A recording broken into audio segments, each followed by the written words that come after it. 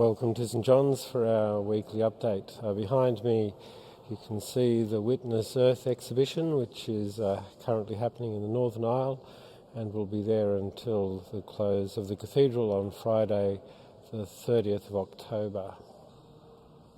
On Sunday just gone we enjoyed morning tea. It was a great success, even though we thought we might be washed out by the rain. That expression of morning tea proved to be very successful. We will have to have morning tea outside each week. So now we're in the process of setting up a roster of people who will help us staff morning tea. We need 3 people for each session to ensure that morning tea goes smoothly. Of course, each of those people needs to have done the micro-credential being offered by TAFE Queensland to do with COVID-safe food handling. You'll find a link to that credential on the Cathedral website on the community page. The community page is increasingly becoming a great resource for us. So on the community page you'll find things like the monthly notices, the stewardship forms from last week, and also things like the link to the micro-credential that will enable you to assist with morning tea on a Sunday. If you're able to help with morning tea on a Sunday, please add your name to the roster, to the sign-up sheet that you'll find in the cathedral on Sunday. And while I'm referring to the community page, you'll notice there in the next little while details to do with the election of office bearers for the cathedral for 2021. We're going to hold the first part of our annual meeting on Sunday the 15th of November, directly after the 9:30 service. That meeting will be held in the cathedral, but we'll also be offering access via Zoom. So please keep an eye out for the details of that annual meeting, and please also be reflecting on who you would want to have representing you on your cathedral council and as the chapter representative. We'll also be looking for wardens for the cathedral. Helen Lancaster has indicated that she is going to retire from that task, and so I take this opportunity to thank Helen for her incredible dedication over a number of years as a cathedral warden, and invite those who feel called to offer themselves for that ministry to be in conversation with the current wardens or with myself to find out what that job entails. On Sunday we celebrated the dedication festival of the cathedral. It was 11 years since the cathedral was consecrated. We also took the opportunity to reflect on our stewardship, how we use our gifts, talents and money to serve the ministry of this cathedral community. If you missed the opportunity to give expression to your stewardship, you'll find the relevant documents on the community page of the cathedral website. There's a fair bit happening in the life of the cathedral this week. On Saturday we have the last of our community dinners for the year. It's proved to be very popular, and in fact by the time you see this video it may already be fully subscribed. Of course, if you find you're unable to come, we'd appreciate you letting us know so that we can let someone else have that place at the table. We look forward to it very much. And then Sunday night is the Feast of All Souls. We'll be observing All Saints' Day on Sunday morning and then All Souls in the evening. All Souls is that poignant occasion each year when we recall those whom we love and yet see no longer.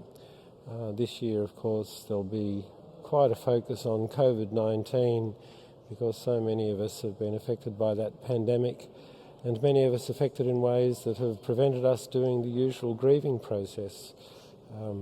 Many of us have been unable to travel for funerals.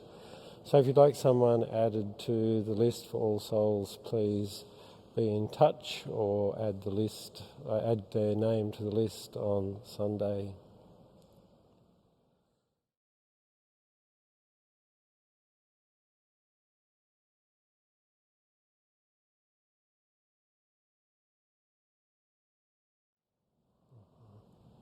On Monday, the 2nd of November, we're hosting a very important gathering in the evening.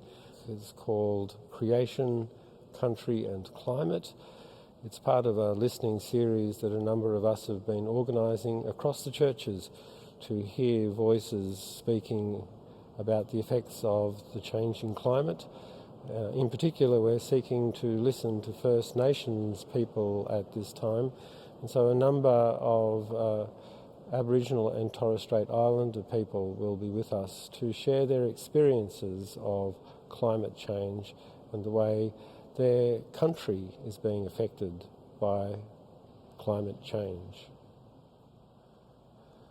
Other things that are happening in the life of the cathedral this coming week include Wasting Time with God on Wednesday morning, which will be exploring that vexed and insidious issue of domestic violence and how we might respond to overcome that scourge on our society.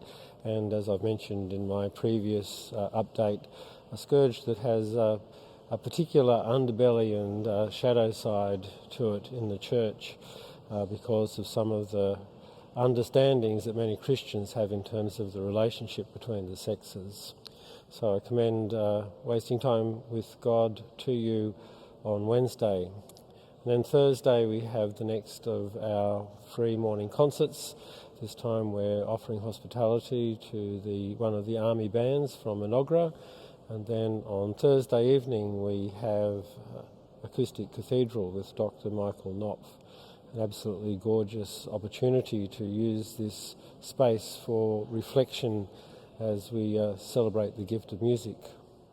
Whenever you come to the cathedral, you'll notice several sheets that have QR codes on them. One of the sheets has multiple QR codes on it.